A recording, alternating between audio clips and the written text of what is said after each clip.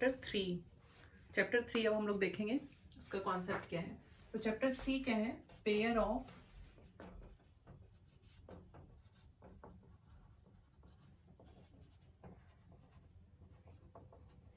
Linear equations in two variables.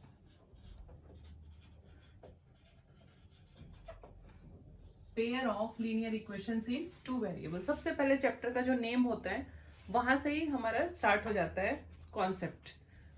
पहले name को ही समझते हैं कि एक तो पहले लीनियर इक्वेशन, ठीक है। तो यहाँ पर अभी तक हमने सिर्फ एक लीनियर इक्वेशन को स्टडी किया, बट क्लास 10th में क्या आ जाता है? Pair of linear equation in two variables. कोई भी टू वेरिएबल्स लेकर हमें करना है, ठीक है।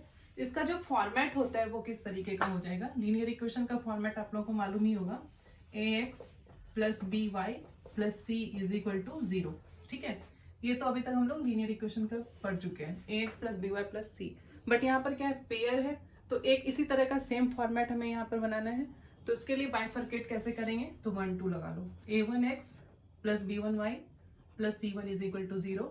एंड दूसरा जो बनेगा वो हो जाएगा a2x plus b2y plus c2 is equal to 0। हो गया pair of linear equations in two variables. Clear है? अब इसका हम लोग डीप स्टडी करेंगे। तो इसे जब सॉल्व करते हैं, ठीक है, कुछ तो वैल्यूज ये ऊपर वाला इक्वेशन देगा, कुछ वैल्यूज ये देगा। तो किस तरीके से हम इसमें x और y का वैल्यू जो है वो फाइंड आउट करेंगे वो देखते हैं। तो टू मेथड्स होते हैं सॉल्व करने के। फर्स्ट होता है ग्राफिकली, और दूसरा जो होता है वो होता है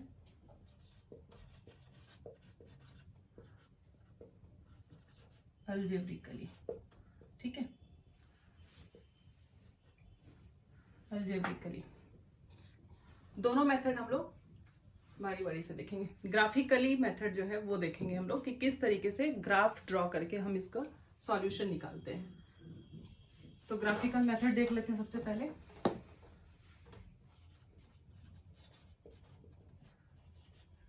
ग्राफिकल मेथड, जब भी हम ग्राफ ड्रॉ करेंगे तो इस तरीके का पहले हम लोग ड्रॉ करते हैं। ये हो गया x o x dash y and y dash, ठीक है। प्लॉट करना आता होगा, इधर पॉजिटिव हो जाएगा और इधर निगेटिव हो जाता है, ऊपर पॉजिटिव नीचे निगेटिव। ये सब तो मालूम ही होगा किस तरह से हम अरेंज करते हैं ग्राफ में, बेसिक है ये तो। अब देखो किसी भी सिंगल को अगर हम लेते हैं इक्वेशन को, तो इस इक्वेशन का अगर हम ग्राफ बनाएंगे, कुछ ना कुछ वैल्यू x का रखेंगे, फिर y फाइंड हो जाएगा। तो 2 या 3 वैल्यूज निकाल के हम ग्राफ ड्रॉ कर लेते हैं। तो पहले इक्वेशन का जो ग्राफ ड्रॉ होगा, ऑब्वियसली ये क्या है? लीनियर इक्वेशन है, ध्यान रखना। तो लीनियर इक्वेशन का ग्राफ कैसा होता है अभी मैं बताई हूँ चैप्टर 2 वाले उसमें कॉन्सेप्ट में, कि लीनियर इक्वेशन का ग्राफ स्ट्रेट लाइन होता है, तो मालूम ही होगा सबका, सभी को। तो क्या हो सकता है कि इसका या तो इस तरीके का होगा, ठीक है, या फिर पैरेलल ऐसे जाएगा, या फिर क्रॉस करेगा इस तरीके से, ओरिजिन से होके चला गया। तो कैसा भी बनेगा बट स्ट्रेट लाइन बनेगा, राइट। अब जो दूसरा इक्वेशन है उसका देखो कैसा बनेगा। हो सकता है दूसरा इक्वेशन का ग्राफ इस तरीके का बने, ठीक है, एक ये चांसेस है। दूसरा चांसेस क्या है वो देखो, यहाँ पर मैं इसे बता रही हूँ कि क्या क्या चांसेस हो सकता है। दूसरा हो सकता है एक ऐसा लाइन है और इसी के ऊपर दूसरा लाइन भी है, ठीक है, ध्यान रखना। यहाँ पर ही इसके ऊपर ओवरलैप किया हुआ है दूसरा लाइन। पहले इक्वेशन का जो लाइन बना है ग्राफ में, सेकंड इक्वेशन का जो ग्राफ का है लाइन, वो भी इसके ऊपर ही ओवरलैप किया हुआ है। सेकंड केस हो गया। थर्ड केस देखो क्या हो सकता है। थर्ड केस हो सकता है कि ग्राफ ये रहा पहले इक्वेशन का, और दूसरे इक्वेशन का ग्राफ ये रहा, ठीक है। तो कॉन्सेप्ट समझो, दोनों ही इक्वेशन का जो ग्राफ होगा वो स्ट्रेट लाइन होगा, नंबर 1। यहाँ पर हो सकता है ये चांसेस है कि एक लाइन का ग्राफ ये हो गया, यानी कि लाइन 1 और ये हो जाएगा लाइन 2, ठीक है। यहाँ पर लाइन 1 और लाइन 2 दोनों ही ओवरलैप किया हुआ है, एक लाइन के ऊपर दूसरा लाइन है, राइट। और थर्ड सिचुएशन क्या हो सकता है? लाइन 1 लाइन 2, ठीक है, दोनों पैरेलल हो सकते हैं। तो इस तरीके से पेयर ऑफ लीनियर इक्वेशन का जो है वो ग्राफ बनेगा। 3 कंडीशन है यहाँ पर। अब इसका डीप स्टडी करते हैं कि क्या क्या होगा। यहाँ पर देखो, जहां पर ये कट हो रहा है, दिस पॉइंट, ये सॉल्यूशन है, ठीक है, इस ग्राफ का। जब हम ग्राफ ड्रॉ करेंगे तो जहां पर दोनों ही लाइन एक दूसरे को इंटरसेक्ट कर रही है, उस पॉइंट का जो कोऑर्डिनेट्स होगा वही इसका आंसर होगा इस वाले इक्वेशन का। x का वैल्यू और y का वैल्यू, सपोज यहाँ पर x का वैल्यू ये 3 हो गया और y का वैल्यू यहाँ से हम 2 ले लेते हैं, ठीक है, जिस पॉइंट पर ये कैंसिल हो रहा है। तो ये पॉइंट का जो कोऑर्डिनेट्स है 3 2, यानी कि x का वैल्यू 3 और y का वैल्यू 2 आ गया फॉर दीज इक्वेशंस। क्लियर? अब ये जो है ओवरलैप जो किया हुआ यहाँ पर आते हैं सेकेंड केस में, तो ये हो गया यूनिक सॉल्यूशन। साथ में लिखते हुए जा रही हूँ मैं, यूनिक सॉल्यूशन, राइट। यहां पर देखो एक लाइन के ऊपर दूसरा लाइन ओवरलैप है, इट मीन्स कि बहुत सारे यहाँ पर वैल्यूज हो सकते हैं, बहुत सारे, एवरी पॉइंट पर इसका सॉल्यूशन है, ठीक है, एवरी पॉइंट पर। तो यहां पर हो जाएगा इनफाइनाइटली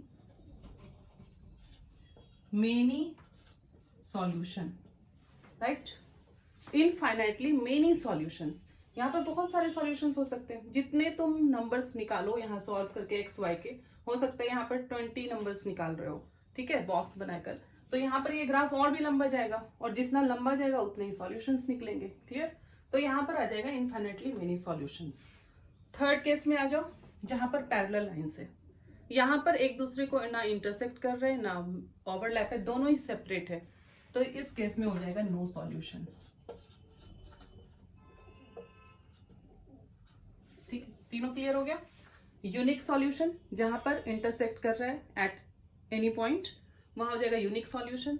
जहां पर को इंसिडेंट लाइन बोलते हैं इसको, को इंसिडेंट लाइन मतलब ओवरलैप करना, वहां पर इनफाइनाइटली मेनी सॉल्यूशंस, और जहां पर पैरेलल लाइन है वहां पर नो सॉल्यूशंस। ठीक है, अब जहां पर एक सॉल्यूशन दे रहा है यूनिक सॉल्यूशन, इस तरह के इक्वेशंस को बोलते हैं कंसिस्टेंट। ठीक है, ये ध्यान रखना, बहुत इंपॉर्टेंट है, क्वेश्चन आएगा। ये हो गया कंसिस्टेंट, ये जो इक्वेशंस है वो कंसिस्टेंट हो गए। तो जहां पर यूनिक सॉल्यूशन मिला हमें वो हो गया कंसिस्टेंट। ठीक है, जहां पर इनफाइनाइटली मेनी सॉल्यूशंस, बहुत सारे सॉल्यूशंस मिल रहे हैं, वहां पर क्या हो जाएगा, दोनों इक्वेशन उनको बोलेंगे कंसिस्टेंट एंड डिपेंडेंट। डिपेंडेंट, ठीक है, यहां पर इक्वेशंस जो है वो कंसिस्टेंट एंड डिपेंडेंट है, और जहां पर नो सॉल्यूशन है वहां पर हो जाएगा इनकंसिस्टेंट। इनकंसिस्टेंट ध्यान रहेगा, unique solution consistent, infinitely many solutions consistent and dependent, no solution inconsistent. Right, ठीक है।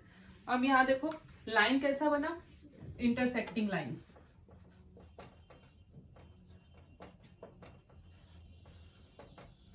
इंटरसेक्टिंग लाइंस, ये लाइन कैसा बना, को इंसिडेंट लाइंस, और ये क्या बन गया, पैरेलल लाइंस। पैरेलल लाइंस, ठीक है। तो ये तीनों ही ग्राफ को बहुत ध्यान से स्टडी करना।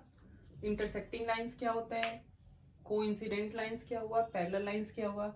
जब पैरेलल लाइंस है तो नो सॉल्यूशन देता है, और इनके जो इक्वेशंस होते हैं वो कैसे कहलाते हैं, इनकंसिस्टेंट। राइट, जो इंटरसेक्टिंग लाइंस है वो यूनिक सॉल्यूशन देता है, और इनके इक्वेशंस जो है वो कंसिस्टेंट कहलाते हैं। जो कोइंसिडेंट लाइंस है इनमें इनफाइनाइटली मेनी सॉल्यूशंस ये दे रहा है, और इनके जो इक्वेशंस है वो क्या कहलाते हैं, कंसिस्टेंट एंड डिपेंडेंट। ठीक है, अब नेक्स्ट देखते हैं।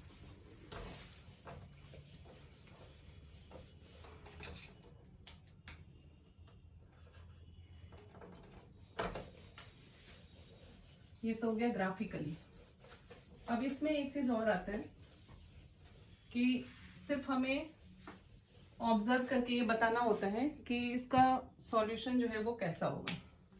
दो इक्वेशंस गिवन रहेंगे, और इसमें कुछ कंडीशन होता है, जिस कंडीशन के अकॉर्डिंग हम बता सकते हैं कि ये इक्वेशन कैसा है और कैसा इसका सॉल्यूशन होगा, मतलब किस तरह का लाइन बनेगा। तो उसके लिए फर्स्ट कंडीशन जो है वो ये होता है, if a1 upon a2 is not is equal to b1 upon b2। ठीक है, फर्स्ट कंडीशन हो गया। दूसरा होता है if a1 upon a2 is equal to b1 upon b2 is not is equal to c1 upon c2। And third condition होता है if a1 upon a2 is equal to B1 upon B2 is equal to C1 upon C2। तीनों ही ratio जो है वो equal होता है। ये 3 conditions होते हैं। अब इन तीनों कंडीशंस में देखते हैं कि आंसर क्या आएगा। If A1 upon A2 is not is equal to B1 upon B2, it means intersecting lines. Intersecting lines. और जब भी intersecting lines हो गया, ठीक है, intersect करेगा कहीं पर, किसी एक पॉइंट पर intersect किया, यूनिक सॉल्यूशन देगा। ठीक है, अब ये सॉल्यूशन दे रहा है तो इक्वेशन कैसा होगा, कंसिस्टेंट होगा। ठीक है, कॉन्सेप्ट क्लियर होगा बहुत अच्छे से, कुछ भी लर्न करने की जरूरत नहीं, मैथ्स में लर्निंग की कोई जरूरत नहीं होती, बस समझना होता है चीजों को, राइट। तो if A1 upon A2 is not is equal to B1 upon B2, क्या दे रहा है, intersecting lines. Intersecting lines means unique solution, unique solution दे रहा है, इट मीन्स कंसिस्टेंट। ठीक है, सेकेंड देखो, A1 upon A2 is equal to B1 upon B2, ये दोनों रेशियो इक्वल आ गया, but not is equal to C1 upon C2। ठीक है, ऐसे केस में यहां पर को इंसिडेंट लाइन,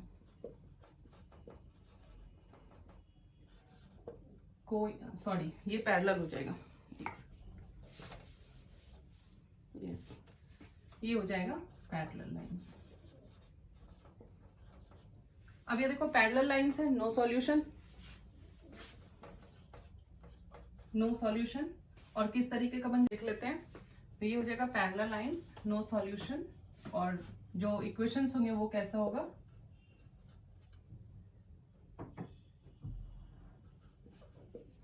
इनकंसिस्टेंट। ठीक है, इंटरसेक्टिंग लाइंस, यूनिक सॉल्यूशन, और जो इसका इक्वेशन होगा वो कैसा हो जाएगा,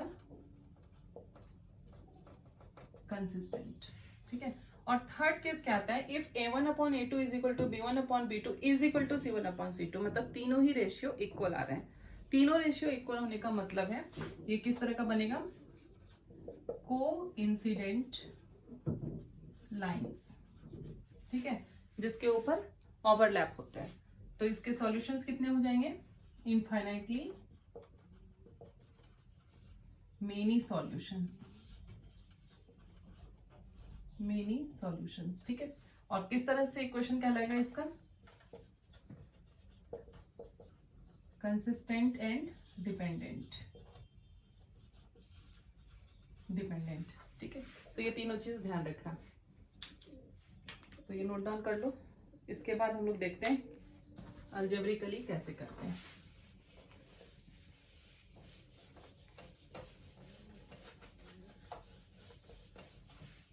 अलजेब्रिक मेथड अब देखते हैं।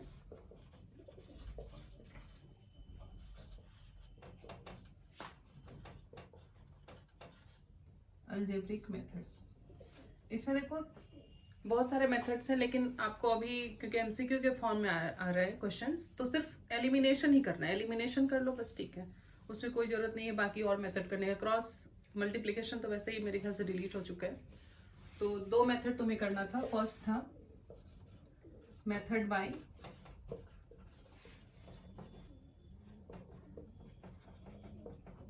सब्स्टिट्यूशन और दूसरा है एलिमिनेशन।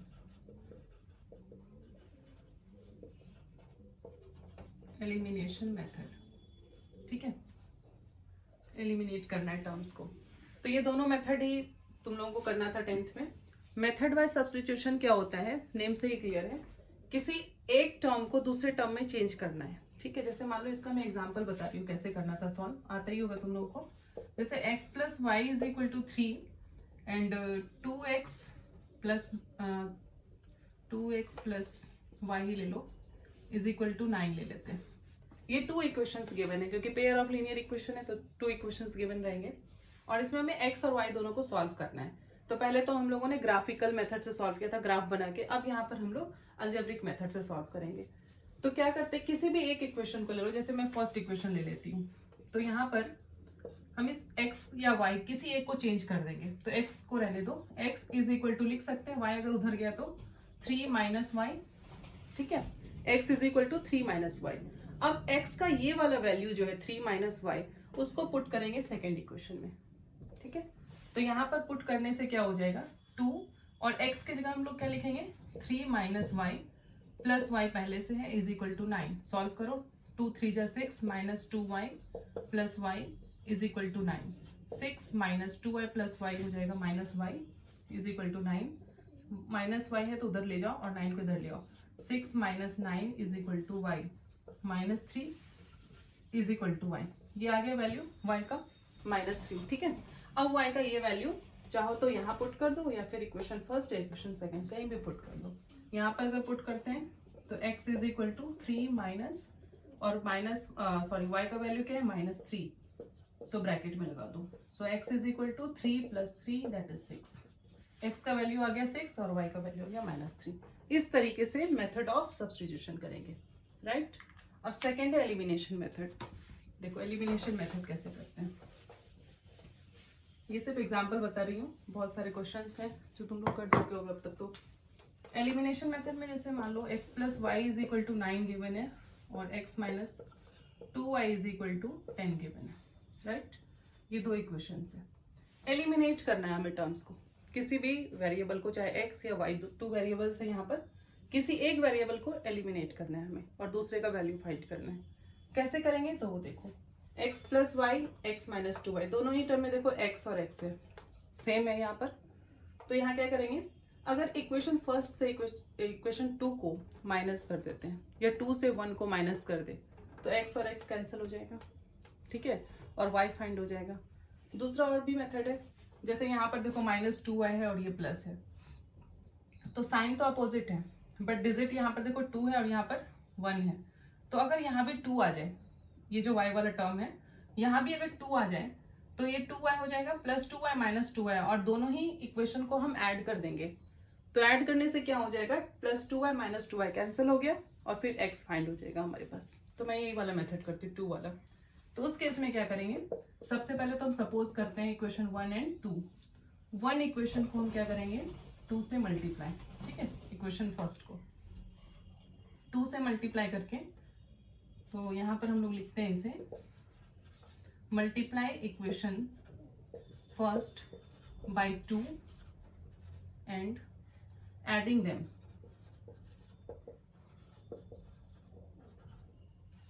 तो क्या हो जाएगा, इसको 2 से मल्टीप्लाई करेंगे तो 2x plus 2y is equal to 9 2 जाए 18। अब 2 से ये नहीं कि सिर्फ y को मल्टीप्लाई करना है, एवरी टर्म को मल्टीप्लाई करना है, LHS RHS बोथ, ठीक है, x वाले टर्म को भी y वाले टर्म को भी एंड कांस्टेंट टर्म जो कि राइट साइड में है उन सभी को 2 से मल्टीप्लाई करेंगे। So 2x plus 2y is equal to 9 2 जाए 18। और सेकेंड इक्वेशन को एज इट इज रखना है हमें, x minus 2y is equal to 10, और हमने यहाँ क्या लिखा है, एंड एडिंग देम, यानी कि दोनों को ऐड करना है। ऐड में कोई साइन चेंज नहीं होगा। तो ये देखो plus 2y minus 2y cancel हो गया, 2x प्लस x क्या हो जाएगा 3x is equal to 18 plus 10 क्या हो जाएगा 28। सो x इज इक्वल टू 28/3, ठीक है। यहाँ पर डेसिमल में आ जाएगा आंसर या फिर एज इट इज ऐसे ही रहने दो फ्रैक्शन में।